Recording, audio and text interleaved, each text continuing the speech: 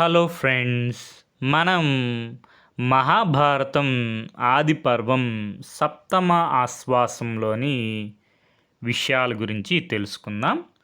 మనకి మహాభారత కథను ఎవరు వినిపిస్తున్నారు? ఉగ్రశవసుడు సూతుడు, సూత మహర్షి మనకి సౌనకాది మహామునులకి చెప్తున్నారనమాట. సౌనకాది మహామునులు మనకి నైమిషారణ్యంలో సాత్రయాగం చేస్తున్నారు. నైమిషారణ్యం మనకి గోమతి నది ఒడ్డున ఉంటుందన్నమాట. ఈ ఉగ్రశ్రవసుడు లేదా సూత మహర్షి ఎవరు అంటే రోమహర్షణుడి యొక్క కుమారుడు. రోమహర్షణుడు ఎవరంటే వేదవ్యాసుని వారి శిష్యులు వారు అనమాట.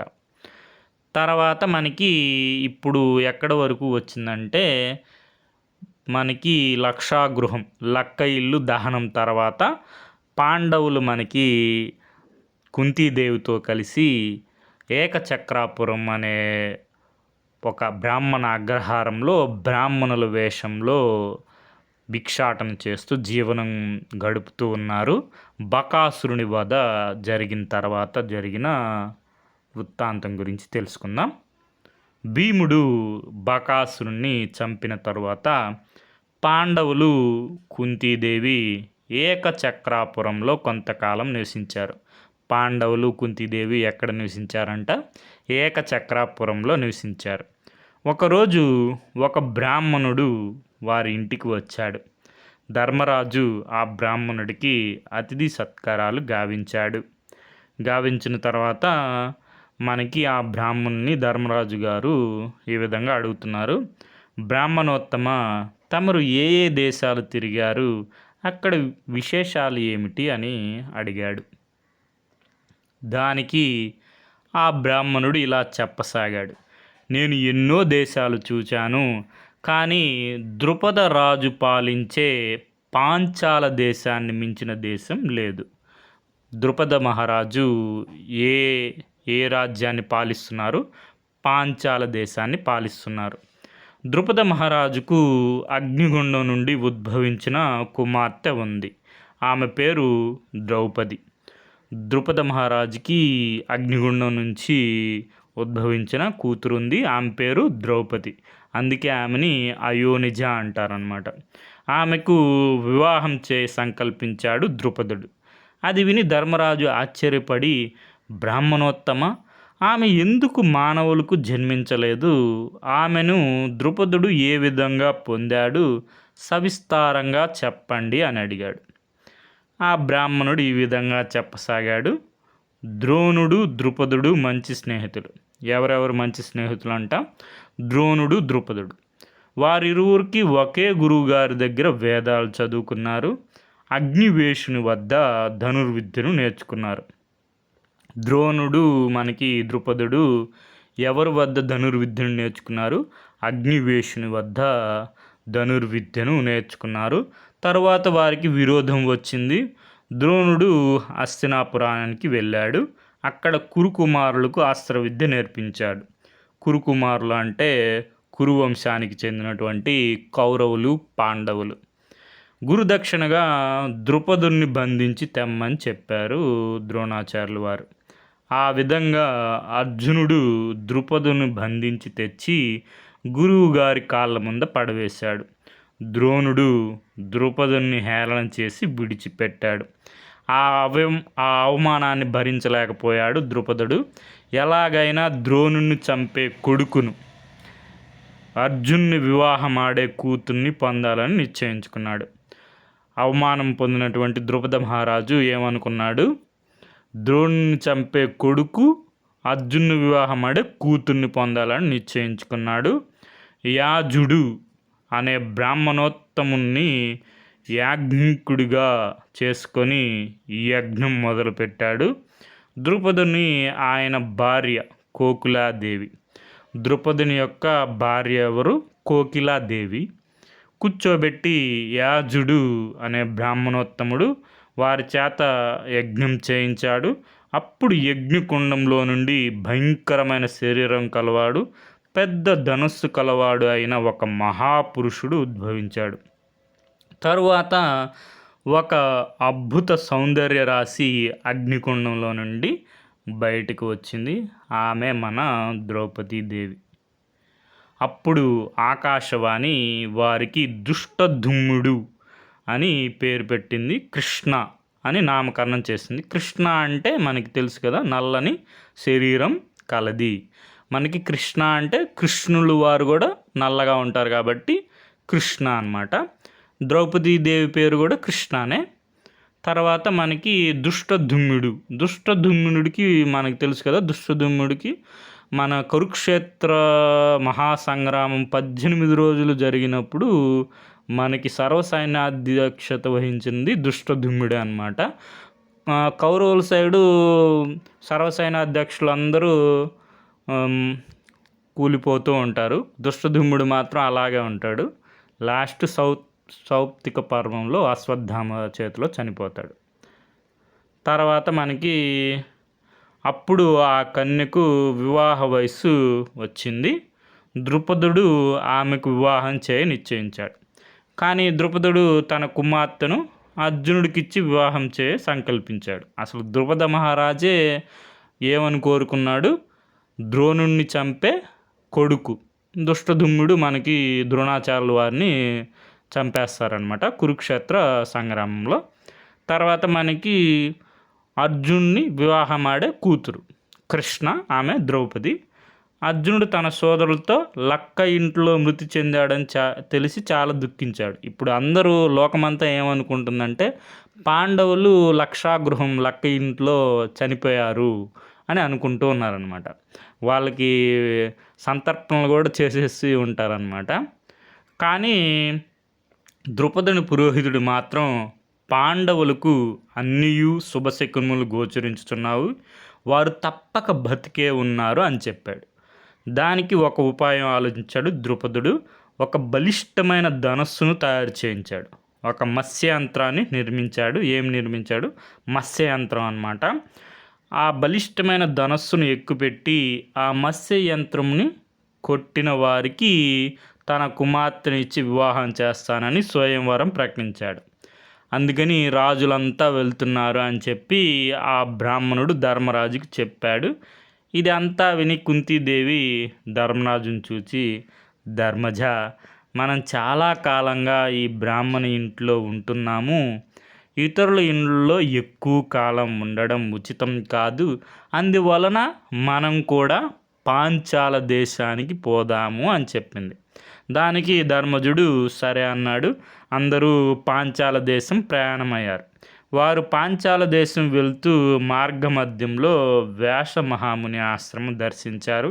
వ్యాస మహాముని వారిని ఆశీర్వదించి, మీరు పాంచాలపురానికి వెళ్ళండి, మీకు మేలు జరుగుతుంది అని చెప్పారనమాట. వ్యాస మహాముని ఆశీర్వాదం తీసుకొని వారు పాంచాలపురానికి ప్రయాణమయ్యారు. ఆ ప్రకారం పాండవులు రాత్రులు పగళ్ళు ప్రయాణం చేస్తున్నారు. ఒకరోజు అర్ధరాత్రి వారు గంగా తీరానికి చేరుకున్నారు. అది సోమస్రవ తీర్థము. అందులో స్నానం చేయాలని అనుకున్నారు. ఆ సమయానికి అక్కడకు అంగారపర్ణుడు అనే గంధర్వుడు తన భార్యలతో కూడా వన విహారానికి వచ్చాడనమాట. గంగా తీరానికి వచ్చాడు. పాండవులను చూచాడు. అంగారపర్ణుడికి కోపం వచ్చింది. మానవ, ఇది అర్ధరాత్రి సమయము, యక్షులు రాక్షసులు గంధర్వులు తిరిగే సమయము. ఈ వేళలో మానవులు తిరగరాదు. నేను అంగారపర్ణుడనే గంధర్వుణ్ణి. ఈ అడవి గంగా తీరం నా అధీనంలో ఉన్నాయి. మీరు ఇక్కడి నుండి వెళ్ళిపోండి, లేకపోతే నా బాణాలకు బలి అవుతారు అని గర్వంగా పలికాడు. దానికి అర్జునుడు, నువ్వు చెప్పిన మాటలు బలహీనులైన మానవులకు వర్తిస్తాయి, కానీ మా వంటి మహావీరులకు కాదు. ఇంకొక మాట, ఈ భూమి మీద ఉన్న నదులన్నీ అందరు జనులకు ఉపయోగకరమైనవి. పైగా ఈ పవిత్ర గంగా నది జనులందరికీ చెందిన పుణ్య నది. ఇది ఏ ఒక్కరి సొంతము కాదు అని పలికాడు అర్జునుడు అంగారపర్ణుడితో. తనకు ఒక మానవుడు ఎదురు చెప్పినందుకు అంగారపర్ణుడు కోపించాడు. అర్జును మీద పదునైన బాణాలు వేశాడు. అర్జునుడు ఆ బాణాలను తన చేతిలో ఉన్నటువంటి కొరివితో అడ్డుకున్నాడు. తర్వాత అంగారపన్ను చూచి, ఓయి గంధర్వ, ఇది ఆగ్నేయాస్త్రము. దీని పూర్వము అగ్నిదేవుడు బృహస్పతికి ఇచ్చాడు. అతడు భరద్వాజునికి ఇచ్చాడు. భరద్వాజును దాన్ని పరశురామునికి, పరశురాముడు మా గురువుగారైనటువంటి ద్రోణాచార్యుల వారికి ఇచ్చారు అంటూ ఆగ్నేయాస్త్రాన్ని అంగారపర్ణుని మీద ప్రయోగించాడు అర్జునుడు. వెంటనే అతని రథం కాలిపోయింది. అంగారపర్ణుడు నేల మీద పడ్డాడు. అతన్ని అర్జునుడు ధర్మరాజు వద్దకు తీసుకొని వచ్చాడు. అర్జున, ఓడిపోయిన వాడిని, శౌర్యం కోల్పోయిన వాడిని శిక్షించరాదు, విడిచిపెట్టుము అన్నాడు ధర్మరాజు. అప్పుడు అంగారపర్ణుని అర్జునుడిని చూచి, అర్జున, నీ పరాక్రమానికి మెచ్చాను. నీతో స్నేహం చేయాలని ఉంది. నేను నీకు నాకు లభించిన చాక్షుషి విద్యను ఇస్తాను. నీకు మహావేగం కల గుర్రాలను ఇస్తాను.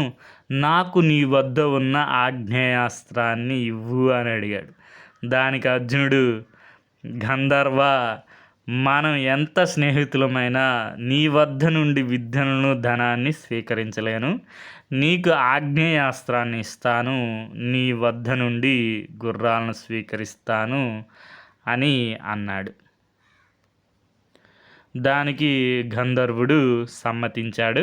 అర్జునుడు గంధర్వుని చూచి, గంధర్వ, మేము ధర్మబుద్ధి కలవాళ్ళము. మమ్మల్ని చూచి నువ్వు ఎందుకు అలా గర్వంగా మాట్లాడావు అని అడిగాడు. అర్జున, మీరు ఎవరో నాకు తెలియను, కానీ ఆడవాళ్ళతో విహరించే వాళ్ళు ఎంత వివేకం కలవాడైనా అహంకారం కలిగి ఉంటాడు. అందువలనే నేను వివేకం కోల్పోయి మీతో అలా మాట్లాడాను. కానీ ఆ సమయంలో మనకు ఒక బ్రాహ్మణుడు పురోహితుడిగా ఉంటే ధర్మ విచక్షణ చేస్తాడు, మనల్ని తప్పు చేయకుండా నివారిస్తాడు. ఓ తాపత్య, మరి మీరు కూడా పురోహితుని లేకుండా ఇలా సంచరించడం భావ్యం కాదు కదా. అందువలన ఒక ఉత్తమ బ్రాహ్మణ్ణి పురోహితుడిని చేసుకోండి అని చెప్పి అంగారపర్ణుడు అర్జునుడితో చెప్పాడనమాట. అప్పుడు అర్జునుడికి ఒక సందేహం కలిగింది. గంధర్వ, మేము కుంతిపుత్రులము, నువ్వు తాపత్య అన్నావు. మేము తాపత్యులము ఎలా అయ్యాము అని అడిగాడు. దానికి ఆ గంధర్వుడు ఇలా చెప్పసాగాడు. సూర్యుని కూతురు సావిత్రికి చెల్లెలు అయిన తపతి అనే కన్య మహాసౌందర్యవతి, గుణవతి. అజిమీయుడిని కొడుకు పేరు సంవరణుడు, ధర్మపరుడు. అతను సూర్యుని గురించి తపస్సు చేస్తున్నాడు. ఇది తెలిసిన సూర్యుడు సంవరణుడు అనే తన కూతురు తపతికి తగిన భర్త అనుకున్నాడు. ఒకరోజు సంవరణుడు అడవికి వేటకు వెళ్ళాడు. తిరిగి అలసిపోయి తిరుగుతుండగా ఆ అరణ్యంలో విహరిస్తున్న తపతిని చూచాడు. తపతి సౌందర్యానికి సమ్మోహితుడయ్యాడు. ఆమెను చూచి, ఓ అబల, నీవు ఎవరు? ఈ అరణ్యంలో ఒంటరిగా ఎందుకు తిరుగుతున్నావు అని అడిగాడు. కానీ తపతి బదులు చెప్పకుండా వెళ్ళిపోయింది. సంవరణుడు ఆమె మీద మోహంతో పిచ్చివాడిలాగా ఆమె కోసం వెతుకుతున్నాడు. తపతి కూడా సంవరణుని చూసి మోహించింది. అతని దగ్గరికి వచ్చి, ఓ రాజా, నువ్వు చూచి ఎందుకు మోహం చెందావు అని అడిగింది. దానికి సంవరణుడు, ఓ సౌందర్యవతి, నేను ఎవరికీ భయపడలేదు. కానీ నీ సౌందర్యం చూచి నువ్వు నాకు దక్కవేమో అని భయపడుతున్నాను. మన్మథ బాధ భరించలేకుండా ఉన్నాను. నిన్ను గాంధర్వ వివాహం చేసుకుంటాను అని అడిగాడు. తపతి అతన్ని చూచి నవ్వి, నేను సూర్యుని కుమార్తెను, సావిత్రికి చెల్లిని. నా పేరు తపతి. నాకు స్వాతంత్రము లేదు. నీకు నాపై ప్రేమ ఉంటే నా తండ్రిని అడుగు, మన పెండ్లి జరుగుతుంది అని చెప్పి వెళ్ళిపోయింది. అప్పటి నుండి సంవరణుడు అక్కడే ఉండి సూర్యదేవుణ్ణి పట్టుదలతో ఆరాధిస్తున్నాడు. ఒకరోజు వశిష్ఠుడు సంవరణుడి దగ్గరికి వచ్చాడు. అతని బాధ తెలుసుకున్నాడు. వెంటనే సూర్యుని వద్దకు వెళ్ళాడు. వశిష్ఠుని చూచి సూర్యుడు ఆద్యపాద్యాలు ఇచ్చి సత్కరించాడు. వచ్చిన కారణం అడిగాడు. పురువంశజుడు, ధర్మపరుడు, సద్గుణ సంపన్నుడు అయిన సంవరణుడు నీ కుమార్తె తపతిని చూచి మోహించాడు. నువ్వు నీ కుమార్తెను అతనికి ఇచ్చి వివాహం చేయాలి అని చెప్పాడు. సూర్యుడు కూడా తన కోరిక తీరబోతున్నందుకు సంతోషించాడు. తపతిని వశిష్ఠునితో సంవనుడి వద్దకు పంపించాడు. వశిష్ఠుడు ఇద్దరికి వివాహం జరిపించాడు. సంవనునికి తపతికి కురు మహారాజు జన్మించాడు. మీరు కురు వంశజులు కాబట్టి మీరు తాపత్యులు అయ్యారు అని వివరించాడు అంగారపర్ణుడు. అప్పుడు అర్జునుడు అంగారపర్ణుని చూచి, గంధర్వ, మా పూర్వులకు గురువులు పురోహితులైన వశిష్ఠుని గురించి వినాలని ఉంది, చెప్పండి అని అడిగాడు. అంగారపర్ణుడు అర్జునుడితో ఇలా చెప్పసాగాడు. పూర్వం కన్యకుబ్జ నగరాన్ని విశ్వామిత్రుడు అనే మహారాజు పరిపాలిస్తుండేవాడు. ఒకరోజు తన సేనలతో సహా అరణ్యానికి వేటకు వెళ్ళాడు. వేటాడి అలిసిపోయి సమీపంలో ఉన్న వశిష్ఠ మహాముని ఆశ్రమానికి వెళ్ళాడు.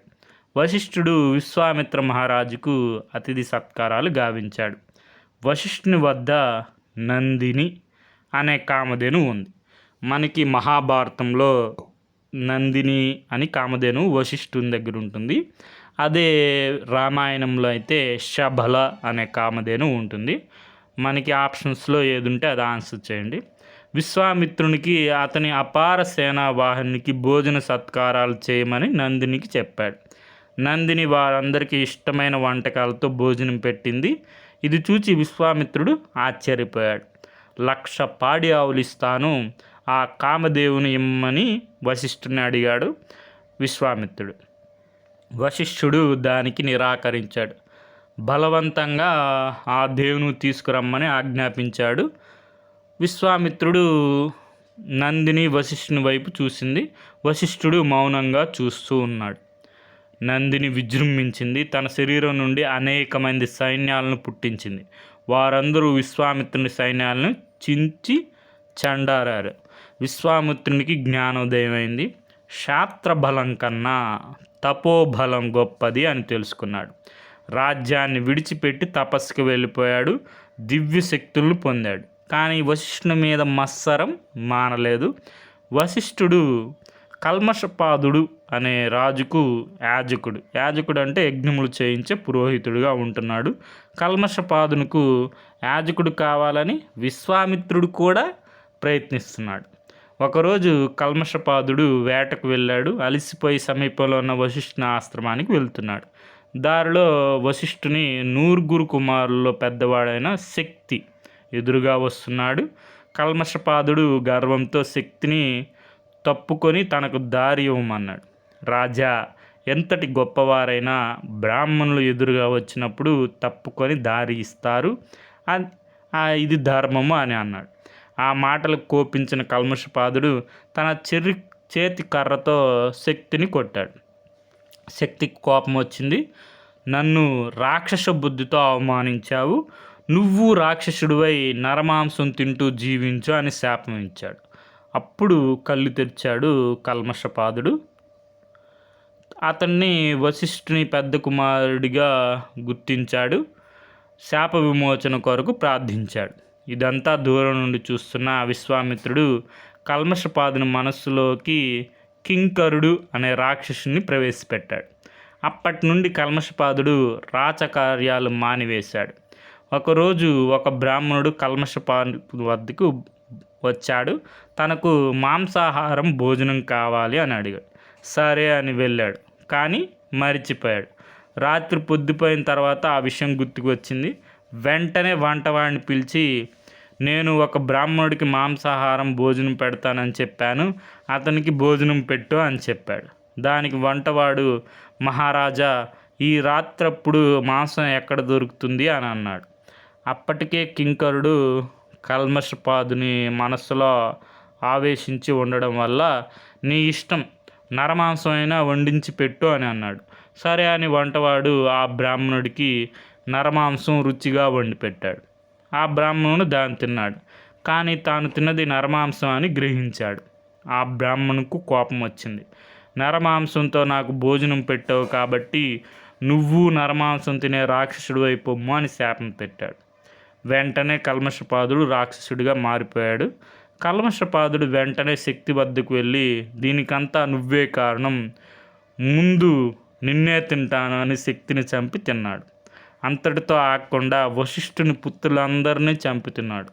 తన 9 పుత్రులు రాక్షసునికి ఆహారం కావడం చూసి వశిష్ఠుడు తట్టుకోలేకపోయాడు.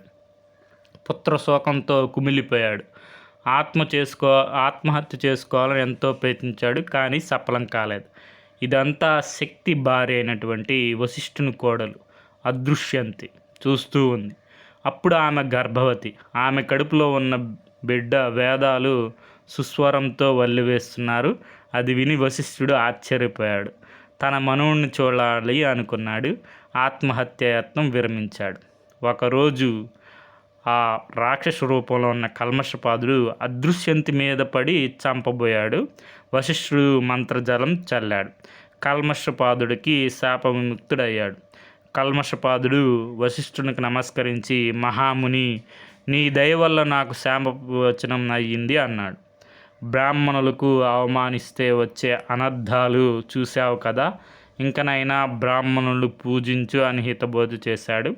వశిష్ఠుని ఆశీర్వాదం తీసుకొని కల్మషపాదుడు అయోధ్య నగరానికి వెళ్ళి రాజ్యం చేస్తున్నాడు. కానీ రాక్షస రూపంలో ఉన్నప్పుడు కల్మషపాదుడు ఒకనాడు ఒక బ్రాహ్మణ దంపతులు కామక్రీడలో ఉండగా ఆ బ్రాహ్మణుని చంపి తిన్నాడు. దానికి కోపించి ఆ బ్రాహ్మణ వనిత స్త్రీతో సంభోగం చేసినప్పుడు నువ్వు కూడా నా భర్త మాదిరి చస్తావు అని శపించింది. అందువలన కల్మషపాదుడు భార్యతో కలిసి సంతానం పొందలేకపోయాడు. సంతానం కావాలనే కోరిక అధికం కావడంతో వశిష్ఠునికి తనకు సంతానం ప్రసాదించమని కోరాడు. వశిష్ఠుడు అలాగే అన్నాడు. కల్మషపాదుడు ఋతుస్నానం చేసిన తన భార్య మదయంతిని వశిష్ఠుని వద్దకు పంపాడు. అతని అనుగ్రహంతో మదయంతి గర్భం దాల్చింది. 12 ఏళ్ళు గడిచాయి, కానీ ఎంతకు ప్రసవం కాలేదు. అందుకని ఒక పదునైన రాతి ముక్కతో తన గర్భం చీల్చుకుంది. ఆమెకు అశ్మకుడు అనే రాజర్షి జన్మించాడు. అదే సమయానికి వశిష్ఠుని పెద్ద కుమారుడైన శక్తి భార్య అదృశ్యంతికి కూడా ఒక పుత్రుడు కలిగాడు. అతనే మన పరాశరుడు, వేదవ్యాస మహర్షి తండ్రి గారు అన్నమాట. పరాశరుడు పెరిగి పెద్దవాడయ్యాడు.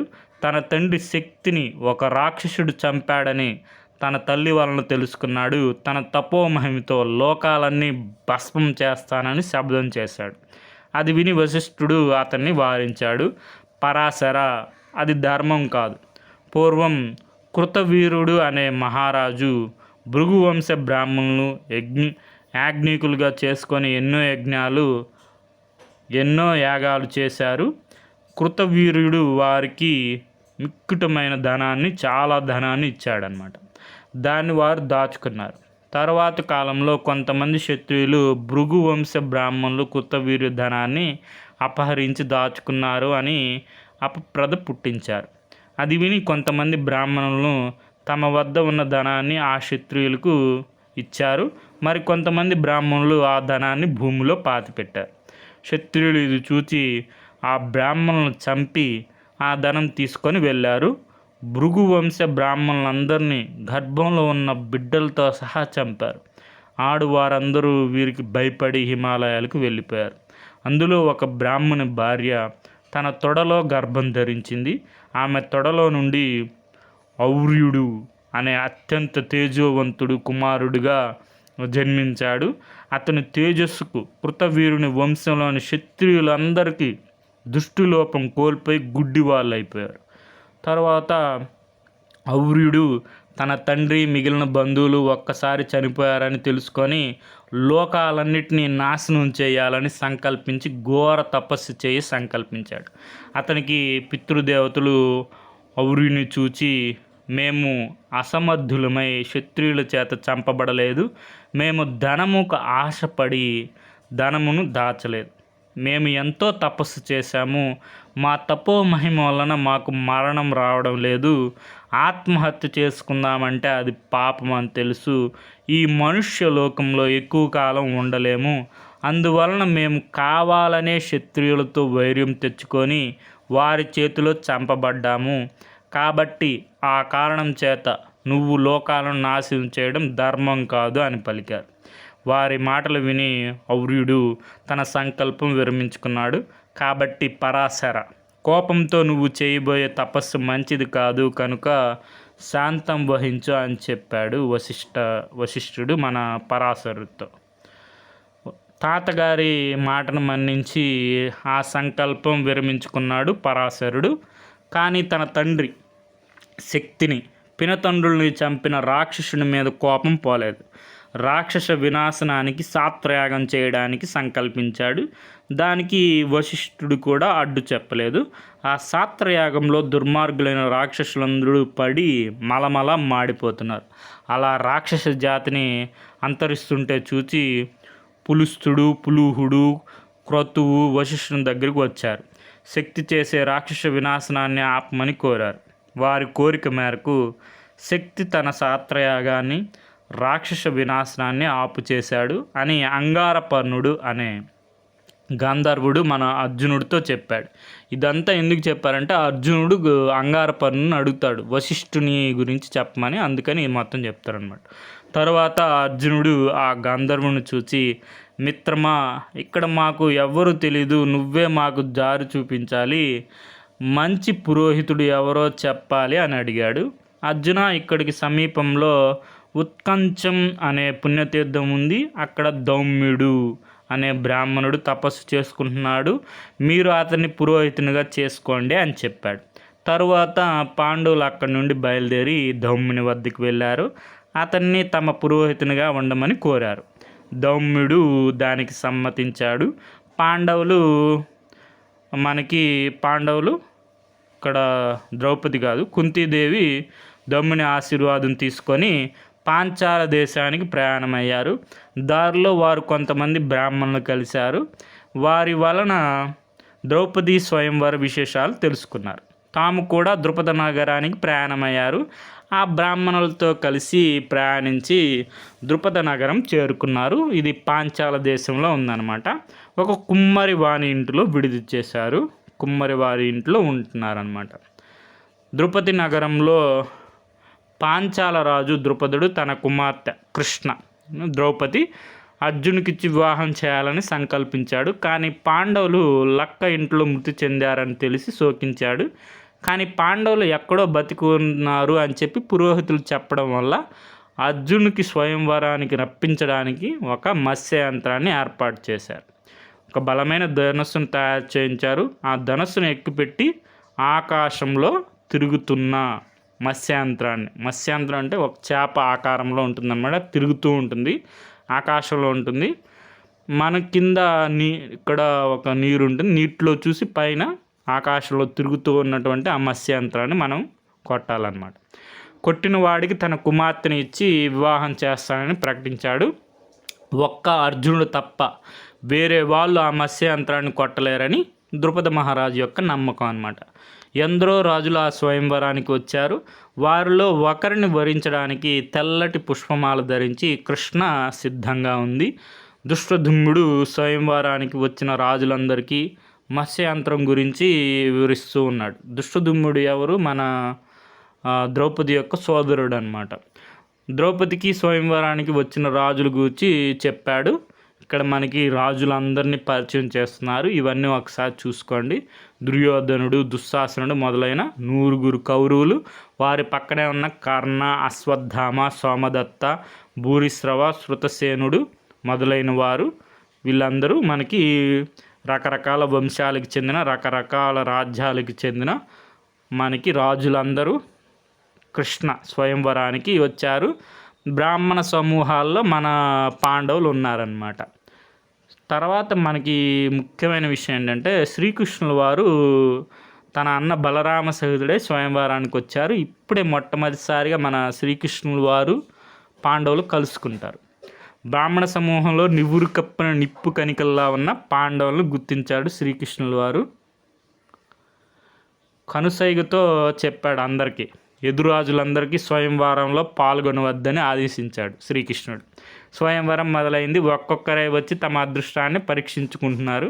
కానీ ఎవ్వరూ ఆ బలమైన ధనస్సును ఎక్కుపెట్టలేకపోయారు. కర్ణుడు, శల్యుడు లాంటి వీరులు ధనస్సును ఎక్కుపెట్టినా మత్స్యంత్రాన్ని భేదించలేకపోయారు, వెనుదిరిగారు.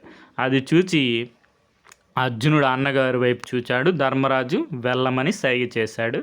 అర్జునుడు సభాస్థల వైపు వెళ్ళాడు. అది చూచి అక్కడ చేరిన బ్రాహ్మణులు ఆశ్చర్యపోయారు. ఇప్పుడు అందరూ పాండవుల్ని బ్రాహ్మణులు అనుకుంటున్నారు. వీరులే ఎక్కువ పెట్టలేకపోయారు, వీడెందుకు వెళ్తున్నాడు? వచ్చిన వాడు సంభావన పుచ్చుకొని పోక ఇతనికెందుకండి ఈ చేతగాని పనులు? బ్రాహ్మణులు నవ్వులు పాలు చేయడానికి కాకపోతే అని తమలో తాము అనుకున్నారు బ్రాహ్మణ సమూహంలో ఉన్నటువంటి బ్రాహ్మణులు. కానీ కొందరు బ్రాహ్మణులు మాత్రం బ్రాహ్మణుల పరువు నిలబెట్టాలి, నీకు శుభం జరుగుతుందని ఆశీర్వదించారు. అర్జునుడు ధనస్సు దగ్గరకు వెళ్ళాడు. ధనస్సును 3 సార్లు ప్రదక్షిణం చేసి నమస్కారం చేశాడు. అలవాటైన వారు ఎత్తినట్టు ధనస్సును ఎత్తి సంధించాడు. 5 బాణాలతో మత్స్యంత్రాన్ని పడగొట్టాడు. వచ్చిన రాజులందరూ ఆశ్చర్యపోయారు. వారికి నోట మాట రాలేదు. బ్రాహ్మణులందరూ తమ ఉత్తరాలు చెంబులు గాల్లో ఊపుతూ సంతోషంతో కేరింతలు కొడుతున్నారు. వెంటనే ధర్మరాజు భీముని అర్జునుని సహాయంగా ఉంచి నకుల సహదేవులతో తన విడిదికి వెళ్ళిపోయాడు. ద్రుపదరాజపుత్రి ద్రౌపది మందగమనంతో వచ్చి అర్జును మెడలో వరమాల వేసి అర్జునుని తన భర్తగా స్వీకరించింది. ఇది చూచి స్వయంవరానికి వచ్చిన రాజులందరికీ కోపం బగ్గుమంది. వీరందరికీ దుర్యోధనుడు నాయకత్వం వహించాడు. ద్రుపదుని చూచి స్వయంవరంలో తన విద్యాపటిమతో మత్స్యంత్రాన్ని భేదించి ద్రౌపదిని గెలుచుకున్నాడు. ఇందులో ఆ బ్రాహ్మణుడు తప్పులేదు. కానీ ఇంతమంది రాజులను స్వయంవరానికి ఎందుకు పిలవాలి? ఎందుకు మర్యాదలు చేయాలి? ఎందుకు అవమానించాలి? దీనికంతటికీ కారకుడు ఈ ద్రుపదుడు. ఇతని బలాన్ని అణచాలి అని అన్నాడు దుర్యోధనుడు. ద్రుపదుడు అర్జును పక్కన నిలబడ్డాడు. కానీ అక్కడ చేరిన బ్రాహ్మణులు రండి మనం తేల్చుకున్నా అంటూ తమ ఉత్తరీయాలు ఎగరవేస్తూ ఆ రాజుల మీదకి ఎగబడ్డారు. అర్జునుడు వారిని చూచి నవ్వాడు, వారించాడు. భీముడికి సైగ చేశాడు. భీమార్జునులు విజృంభించారు. శత్రు రాజులను చీల్చి చెండాడారు. భీముడు అక్కడే ఉన్న వృక్షాలని స్తంభాలని పెకలించి వారి మీద వేశాడు. ఇదంతా చూసి శ్రీకృష్ణుడు ఆశ్చర్యపోయాడు. తన అన్న బలరాముని చూచి, అన్నయ్య చూచావా పాండవులు ఎలా విజృంభిస్తున్నారో? విల్లు చేపట్టి యుద్ధం చేస్తున్నవాడు అర్జునుడు, ఆ పక్కనే ఒక చెట్టును పెకలిస్తున్నవాడు భీముడు, ఇందాక సభ నుండి వెళ్ళిపోయిన వాడు ధర్మరాజు నకుల సహదేవులు అని పరిచయం చేశాడు శ్రీకృష్ణుల వారు బలరాముల వారికి. బలరాముడు ఆశ్చర్యపోయాడు. ఎప్పుడో లక్క ఇంట్లో చనిపోయిన వారు అనుకున్న పాండవులు ఇక్కడ ఈ విధంగా ప్రత్యక్షం కావడం ఎంతో ఆనందం కలిగించింది బలరామునికి. కర్ణుడు అర్జునుడితో యుద్ధం చేస్తున్నాడు. ఈ బ్రాహ్మణుడికి ఇంత విలువిద్యా నైపుణ్యం ఎలా వచ్చిందో తెలియక సతమతమవుతున్నాడు కర్ణుడు. ఓ బ్రాహ్మణుడా, నాతో ఎదిరించి నిలవడానికి ఒక్క పరశురామునికి, దేవేంద్రునికి, అర్జునుడికి తప్ప వేరే ఎవ్వరికి సాధ్యం కాదు, నువ్వెవ్వరు అని అడిగాడు. అర్జునుడు నవ్వుతూ, నేను వీళ్ళు ఎవరిని కాను, కానీ ముందు యుద్ధం చెయ్యి అన్నాడు. భీముడు శల్యునితో మల్ల యుద్ధం చేసి ఓడించాడు. ఈ బ్రాహ్మణులతో యుద్ధం ఏమిటని రాజులందరూ వెనక్కి తిరిగి వెళ్ళిపోయారు. కానీ దుర్యోధనుడు మాత్రం ఈ బ్రాహ్మణులు ఎవరు, ఎక్కడ ఉంటారు, ఎక్కడి నుండి వచ్చారు విచారించడం మొదలుపెట్టాడనమాట. ఇది చూచాడు శ్రీకృష్ణుడు. సుయోధన, ఇతరులు చేయలేని కార్యాన్ని ఆ బ్రాహ్మణుడు చేశాడు. ద్రౌపదిని భారీగా పొందాడు. అంతే కదా, ఇంకా అతని గురించి మనకెందుకు, వెళ్దాం పదండి అంటూ వారించాడు. దుర్యోధనుడు మిగిలిన రాజులు సరే అని వెళ్ళిపోయారనమాట. భీమార్జునులు ద్రౌపదిని తమ విడిదికి తీసుకొని వెళ్ళారు. అప్పటికే కుంతీదేవి చాలా ఆందోళనగా ఉంది. స్వయంవర ఉత్సవాన్ని చూడడానికి వెళ్ళిన వాళ్ళు ఇంకా ఎందుకు రాలేదా అని చెప్పి కల చెందుతూ ఉందన్నమాట. ఒకవేళ కౌరవులు వారిని గుర్తించి చంపేశారా, లేక వేరే కారణం ఏదైనా ఉందా అని ఆలోచిస్తూ ఉంటే ధర్మరాజు నకుల సహదేవులు ముందు వచ్చారు. తర్వాత కొంచెం సేపటికి భీమార్జునులు వచ్చారు. రాగానే అర్జునుడు, అమ్మ, మేము ఒక భిక్ష తీసుకొని వచ్చాము అన్నారు. దానికి కుంతీదేవి సంతోషించి, మీరు 5 ఉపయోగించండి అని బదులు చెప్పింది. కానీ కొడుకు తెచ్చిన భిక్ష ఒక కన్య అని తెలిసి అధర్మం పలికినందుకు భయపడింది. అయ్యో, ఏం తెచ్చారో తెలియక అలా పలికాను, ఇది అధర్మం, ధర్మజ, ఇది లోక విరుద్ధం, ఇప్పుడు ఏం చేద్దాం అని అడిగింది. అప్పుడు ధర్మరాజు అర్జును చూచి, అర్జున, ఈమెను నువ్వు తీసుకొని వచ్చావు కాబట్టి అగ్నిసాక్షిగా నువ్వే వివాహం ఆడు అన్నాడు. దానికి అర్జునుడు, పెద్దవారు మీరు ఉండగా నేను వివాహం చేసుకోవడం ఉచితం కాదు, ఈమెను మీరే వివాహం చేసుకోండి అని చెప్పాడు. తర్వాత ఇది ధర్మరాజు గ్రహించాడు, మనలో మనకు తగులు ఎందుకని మనం 5గురు ద్రౌపదిని వివాహం చేసుకుందామని అన్నాడనమాట. మనకి ఇంతలో శ్రీకృష్ణుడు బలరామ సహితుడై అక్కడికి వచ్చాడు. అప్పటిదాకా పాండవులు శ్రీకృష్ణుడు చూడలేదు. అందుకని శ్రీకృష్ణుడు తనను తాను పరిచయం చేసుకున్నాడు. ధర్మరాజుకి కుంతిదేవికి నమస్కరించాడు. ధర్మరాజు కృష్ణుని చూచి, బ్రాహ్మణ వేషంలో ఉన్న మమ్ము మీరు ఎలా గుర్తుపట్టగలిగారు అని అడిగాడు. ధర్మజ, సూర్యుని మేఘాలు కప్పినా సూర్యుని తేజస్సు దాచగలవా? అలాగే మీరు బ్రాహ్మణ వేషంలో ఉన్న మీ తేజస్సును దాచలేరు కదా, అందువలన గుర్తుపట్టాను. అదీను కాక అంతటి మత్స్యాస్త్రాన్ని కొట్టడం, రాజులందరినీ ఎదిరించడం మీకు కాక మరొకరికి సాధ్యమా? మీరు లక్క ఇంటి నుండి తప్పించుకున్నారు, మీకు అంతా శుభమే జరుగుతుంది అని చెప్పి కృష్ణుడు బలరాముడు వెళ్ళిపోయారనమాట. మనకి శ్రీకృష్ణుల వారు ఇది ప్రథమ సంగమం, అంటే మొదటిసారి కలుసుకున్నారు. తర్వాత మనకి ఇది ఇలా ఉండగా అక్కడికి ద్రుపద మహారాజు కూడా వచ్చారు. ఎవరో బ్రాహ్మణుడు మత్స్యాంతరాన్ని కొట్టాడు, ద్రౌపదిని తీసుకొని వెళ్ళాడు, వారు ఎవరో తెలియదు, వారి చరిత్ర ఏమిటి తెలుసుకొని రా అని కుమారుడు దుష్టదుమ్ముడిని పంపించాడు. దుష్టదుమ్ముడు భీమార్జునుల వెంట వెళ్ళి జరిగిందంతా చూశాడు. తండ్రి వద్దకు వచ్చి, తండ్రి, ఆ ఇరువురు చెల్లి ద్రౌపదిని తీసుకొని వెళ్ళి ఒక పెద్ద ఆమెకు చూపించారు. అందరూ ఆమెకు నమస్కరించారు. అందులో పెద్దవాడు చెప్పిన ప్రకారం మిగిలిన 4 బయటికి వెళ్ళి భిక్ష తీసుకొని వచ్చారు. అందులో కొంత భాగం బలి దానాలకు అతిథులకు తీసిపెట్టారు. మిగిలిన దానిలో సగభాగం బలిష్ఠుడైన 2వ వానికి పెట్టారు. అంటే భీముల వారికి పెడతారు సగభాగం. మిగిలిన సగభాగం మిగిలిన వారు తిన్నారు. చెల్లి ద్రౌపది వారిని విసుక్కోకుండా సేవలు చేసింది. వారందరికీ దర్భలతో పడకలు తయారు చేసింది. వారందరూ పడుకొని ఏనుగులు, గుర్రాలు, యుద్ధాలు వాటి గురించి మాట్లాడుకుంటున్నారు. వీరిని చూస్తే బ్రాహ్మణుల వలె లేరు, శ్రేష్టమైన రాజవంశంలో పుట్టిన వారి మాదిరి ఉన్నారు అని చెప్పాడు దుష్టదుమ్ముడు. అయినా ద్రౌపదునికి నమ్మకం కుదరలేదు. తన పురోహితుని పంపి వారి పూర్వోత్తరాలు తెలుసుకొని రమ్మన్నాడు. పురోహితుడు వెంటనే ధర్మరాజు వద్దకు వెళ్ళాడు. ఆ బ్రాహ్మణునికి పాండవులు ఆద్యపాద్యాలు ఇచ్చి సత్కరించారు. అప్పుడు పురోహితుడు, బ్రాహ్మణోత్తమ, ద్రుపదుడు ఆడపిల్ల తండ్రి కదా, అందువలన మీ కులం, గోత్రం, పేర్లు, మిగిలిన వివరాలు తెలుసుకొని రమ్మని ద్రుపదుడు నన్ను పంపించాడు, దయచేసి ఆ వివరాలు చెప్పండి అన్నాడు. దానికి ధర్మరాజు నవ్వుతూ, విప్రోత్తమ, మీ మహారాజు మత్స్యాంతరాన్ని కొట్టిన వారికి తన కుమార్తెను ఇస్తాను అన్నాడు. అలాగే మావాడు మత్స్యాంతరాన్ని పడగొట్టాడు, మీ మహారాజు కుమార్తెను తీసుకొని వచ్చాడు. ఇప్పుడు మా కులగోత్రాలు తెలుసుకోవడం ఎందుకు? తెలుసుకొని ఏమి చేస్తాడు? అయినా అంత బలమైన విల్లును ఎక్కుపెట్టడం ఎవరికి సాధ్యమవుతుంది? మత్స్యాంతరం వీరులు కాక మరొకరు కొట్టగలరా? మీ మహారాజు కోరిక తీరినది కదా, ఇంకా విచారించడం ఎందుకు అని నర్మగర్భంగా అన్నాడు ధర్మరాజు. చేసేది లేక పురోహితుడు అదే విషయాన్ని ద్రుపద మహారాజుకి చెప్పాడు. ద్రుపదునికి సందేహం కొంతవరకు తీరింది, కానీ ఇంకా కొరతగానే ఉంది. అందుకని వారిని తీసుకురమ్మని 4 జాతుల వారికి అనువైన రథాలను ఇచ్చి దుష్టదుమ్ముని పాండవుల వద్దకు పంపాడు. పాండవులు అది చూసి క్షత్రియులకు ఉచితమైన బంగారు రథాలు ఎక్కి ద్రుపదుని వద్దకు వచ్చారు. పాండవులకు ఎదురెళ్ళి వారికి అతిథి సత్కారాలు గావించాడు. ఎన్నో వస్తువులను కానుకగా పంపాడు ద్రుపదుడు. కానీ పాండవులు క్షత్రియులకు ఉచితమైన కత్తులు, విల్లులు, బాణములు మాత్రం తీసుకున్నారు. ఇది చూసి ద్రుపదుడు ఎంతో సంతోషించాడు. వారు క్షత్రియులు అని నిర్ధారణ చేసుకున్నాడు. కానీ వారి నోటితో చెప్తే బాగుంటుంది అనుకున్నాడు. ధర్మరాజు పక్కనే కూర్చొని, అయ్యా, మీరు క్షత్రియుల, బ్రాహ్మణుల, లేక దేవతల, గాంధర్వుల? మాకు సందేహముగా ఉన్నది. మీ నిజస్థితి తెలుసుకోకుండా నా కుమార్తెను ఇచ్చి వివాహం చేయలేను కదా, అందువలన తెలుసుకోగోరుతున్నాను అని నిర్మోహమాటంగా చెప్పాడు. ఇంకా దాచి ప్రయోజనం లేదనుకున్నాడు ధర్మరాజు. ద్రుపద మహారాజా, మేము క్షత్రియులం, పాండురాజు పుత్రులం. నా పేరు ధర్మరాజుడు. వీరు భీమార్జున నకుల సహదేవులు. మత్స్యంత్రాన్ని ఛేదించింది నా తమ్ముడు అర్జునుడు.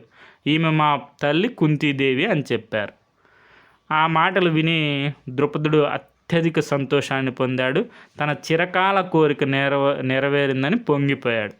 ద్రుపదుడు ధర్మజుని పక్కన కూర్చొని, విచిత్ర వీరుని మనవుడు, పాండురాజు పుత్రుడు అర్జునుడు నాకు అల్లుడు కావడం ఎంతో సంతోషంగా ఉంది.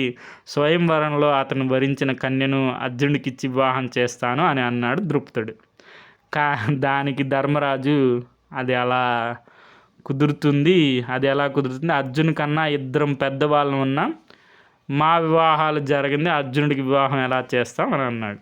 అప్పుడు ద్రుపదుడు, అలా అయితే పెద్దవాడివి నువ్వు నా కుమార్తెను వివాహం చేసుకో, ధర్మబద్ధంగా ఉంటుంది అని అన్నాడు. అలా కాదు, అర్జునుడు తెచ్చిన భిక్ష 5 పొందాలని మా తల్లి కోరిక, అందువలన ఈ కన్యను మేము 5 వివాహం చేసుకుంటాము అన్నాడు ధర్మరాజు. ద్రుపదుడు ఆశ్చర్యపోయాడు. అదేమిటి, ఒక పురుషుడు చాలామంది కన్యలు వివాహం ఆడడం విన్నాను, కానీ ఒక కన్య ఎక్కువ మంది పురుషులను వివాహం ఆడడం ఎక్కడా వినలేదు, ఇది లోక విరుద్ధం, కాబట్టి ఆలోచించి రేపు నిర్ణయం తీసుకుందాం అని అన్నాడు ద్రుపదుడు. తర్వాత మరునాడు వేదవ్యాస మహర్షి కూడా అక్కడికి వస్తాడనమాట. ద్రుపద మహారాజు వేదవ్యాస మహర్షికి ఆద్యపాద్యాలు ఇచ్చి సత్కరించాడు. ద్రుపదుడు వ్యాసునితో, మహాత్మా, నా కుమార్తె ద్రౌపదిని అర్జునుడు మత్స్యంత్రం ఛేదించి స్వయంవరంలో పొందాడు, కానీ ధర్మరాజు తమ 5 అన్నదమ్ములు ద్రౌపదిని వివాహం చేసుకుంటాము అన్నాడు, ఇది లోక విరుద్ధం కాదా, తమరే ధర్మ నిర్ణయం చేయండి అని అడిగాడు. అప్పుడు మన ధర్మరాజు ద్రుపదితో సంవాదం చేసి తర్వాత ఈ ఇద్దరు వాదనలు విన్నటువంటి వేదవ్యాస మహర్షి మన ద్రౌపదీదేవి యొక్క జన్మ వృత్తాంతం గురించి చెప్తాడు. ఇంద్రసేన, మనం ఇది ద్రౌపది కళ్యాణంలో చెప్పుకున్నాం. ఇంద్రసేన మనకి మౌద్గల మహాముని భార్య అనమాట. ఆమె కాశీరాజు పుత్రికగా జన్మిస్తుంది. శివునికి తపస్సు చేసి నాకు భర్త కావాలని 5 సార్లు అడుగుతుంది. పరమశివుడు నీకు 5 భర్తలు వస్తారు అని చెప్పి వరం ఇస్తారనమాట. అప్పుడు ఇంద్రుని తీసుకొస్తే ఇంద్రుడు 5 ఇంద్రులుగా ఉంటారు, వాళ్ళే 5 అంశాలతో మనకి పాండవులుగా జన్మిస్తారు. సతీదేవి అంశతో మనకి ద్రౌపదీదేవి జన్మిస్తుంది. అందుకని 5 భర్తలు మన కాశీరాజు పుత్రిక ఇంద్రసేన, మౌద్గల మహాముని భార్య అన్నమాట.